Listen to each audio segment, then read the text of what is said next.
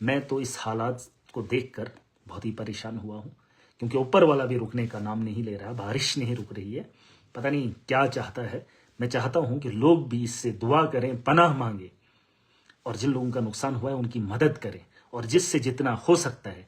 और इन बारिशों की वजह से सिर्फ जम्मू कश्मीर मुतासिर नहीं हुआ है। आप पाकिस्तान देख लीजिए, अफगानिस्तान देख लीजिए, पंजाब हमारे बगल का स्टेट अगर आप देखेंगे, पंजाब के अंदर भी पानी ही पानी आया और लोगों का कितना नुकसान हुआ। वो पंजाब जो पूरी दुनिया के लिए अब मदद के लिए सामने होता था, और आज वो भी उसी के जद में आया है। लेकिन आज सवाल सरकारों पर है, आज उम्मीदें सरकारों पर है। जैसे जम्मू कश्मीर की सरकार है, लोगों ने जो उम्र भर की कमाई की थी वो खिसकती हुई दिखाई दी। लोग आज भी घरों के अंदर नहीं हैं, इलाकों के इलाके, जमीनों की जमीनें खिसक रही हैं, जहां मुझ जैसा आदमी भी देखकर दंग रह जाता है कि इस आफत से कैसे रोका जाए, इस मुसीबत से कैसे निपटा जाए। लेकिन ऊपर वाला ही है, अगर वो रहम करे, करम करे, बारिशें रुक जाए और जो नुकसान हुआ है उसकी भरपाई के लिए कोशिश की जाए। सरकार को इस पे काम करना चाहिए। इलेक्शन में हम लोगों के लिए खड़े हो जाते हैं, उनके इलाकों तक पहुंचते हैं, उनसे वादे करते हैं, चाहे क्या करते हैं, कुछ भी करते हैं, लेकिन इस वक्त उनकी मदद के लिए कोई भी कंप्रोमाइज नहीं होना चाहिए।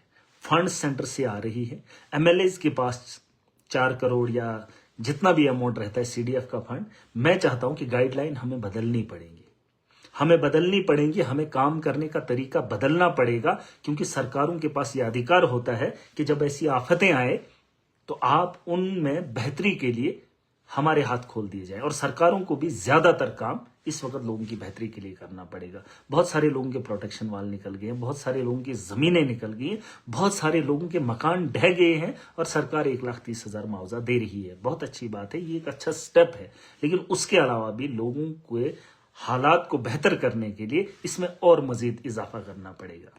और जैसे मैंने कहा कि आरडीडी के अंदर करोड़ों रुपया आता है, उसमें इस बार थोड़ा सा बदलाव लाना पड़ेगा। खुआ की गवर्नमेंट की गाइडलाइन अलग है, लेकिन उस गाइडलाइन को बदलना पड़ेगा।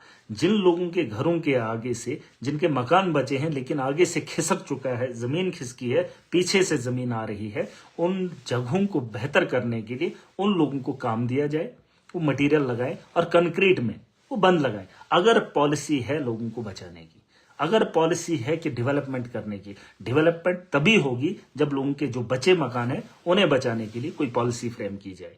मैंने चिट्ठी लिखी है आरडीडी मिनिस्टर साहब को। मैं कोशिश करूंगा, मैं उम्मीद करूंगा इसमें एडमिनिस्ट्रेशन, सरकार, सेंटर की सरकार खास करके तवज्जो दे। अजाला नहीं कर सकते हैं, लेकिन एक इमदाद की शक्ल में हम कोशिश करेंगे, पहल करेंगे। ये सबके लिए इस बार देखने को मिलेगा कि लोगों के हित में सरकार क्या पॉलिसी बनाएगी। मैं तो इस हालात को देखकर बहुत ही परेशान हुआ हूं, क्योंकि ऊपर वाला भी रुकने का नाम नहीं ले रहा, बारिश नहीं रुक रही है। पता नहीं क्या चाहता है। मैं चाहता हूं कि लोग भी इससे दुआ करें, पनाह मांगे, और जिन लोगों का नुकसान हुआ है उनकी मदद करें, और जिससे जितना हो सकता है। देखिए, बहुत सारे लोग कहते हैं कि एडमिनिस्ट्रेशन आ जाए, उस वक्त आना जरूरी नहीं है, लेकिन बाद में उनका पहुंचना बड़ा जरूरी है, ताकि उनका नाम लिस्ट में आए। और मैं चाहता हूं कि एडमिनिस्ट्रेशन से मेरी गुजारिश भी रहेगी, डीसी साहब से भी मेरी बात हुई थी, उसके अलावा नीचे जितना भी एडमिनिस्ट्रेटर है उनको भी अब काम करने का वक्त आ गया है।